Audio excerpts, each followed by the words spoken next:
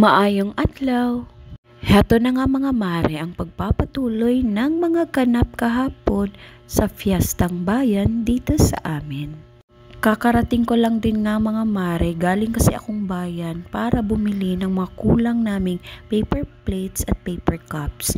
Pero napaisip ako, wala pala kaming panghimagas mga mare, pulos lang pala ulam yung hinanda namin. Wala din kaming prutas kaya naisipan ko na lang nang bumili ng kakanin. May kalayuan nga din pala yung binilhan ko ng kakanin mula sa sentro ng bayan mga mare. Pero okay lang naman kasi nga walang traffic. Maaga pa naman mga mare. Ang problema ko lang talaga ay yung biglang ulan. Kasi nung umalis ako sa bahay, masyadong mainit. Pero nung papunta na ako sa tindahan mga mare na nagtitinda ng kakanin ay Diyos ko, biglang umulan at ang lakas pa nga mga mare. At nung pauwi na naman ako mga mare ay biglang uminit din. Diyos ko po, nahilo ako sa panahon ngayon. Hindi mo talaga malalaman kung ano ang panahon. Kaya magdala talaga kayo ng payong mga mare. Naloka ang beauty ko sa panahon.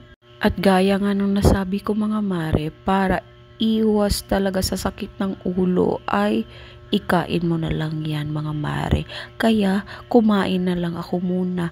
Ginawa ko munang merienda itong binili kong kakanin mga mare. Bumili nga pala ako ng pichi-pichi at kasava mga mare. At saktong-sakto lang talaga ang pagdating ko nga mga mare kasi kadadating lang din kasi ng in-order naming food trays. Oo mga mare, nag-order po kami ng 5 food trays dahil hindi ko talaga kaya at hindi kaya ng oras ko na magluto ng maramihan. At nung kinahapunan nga mga mare ay kinuha na ng asawa ko doon sa merkado yung pinaluto naming lechon belly. Hindi po kami nag-order ng lechon belly mga mare, nagpaluto lang po kami. Bumili lang po kami ng 7 kilong baboy at pinaluto namin doon sa nagtitinda ng lechon manok. Sa pagkwenta ko talaga mga mare, ang laking tipid talaga pag ganito ang ginawa mo. Dahil alam niyo naman ang mama niyo, napaka-practical na ina kung saan tayo nakakatipid, doon talaga tayo. Nauna nga palang kumain yung pamilya ko mga mare. Ako, busog kasi ako kasi nga kada luto ng ulam mga mare ay tikim, tikim, tikim. Kaya hayan, nabusog ako mga mare.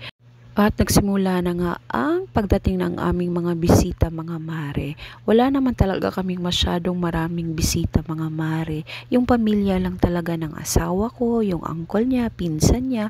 At sa akin naman, nakatira kasi kami sa compound. Kaya yung mga kapatid ko lang. At eto na nga, nagbabalik na naman ang mga Lakwatsa Squad. Ang mga bagong Disney princess ng taon. Hindi pa nga yan kompleto mga mare kasi nga wala dito si Cez Alcala. At nung mga bandang alas 10 na ata mga mare ay buti na lang talaga. Pumunta dito si Marimar kasama yung asawa niyang si Alvin. Sa totoo lang talaga mga mare, masama talaga ang panahon kahapon.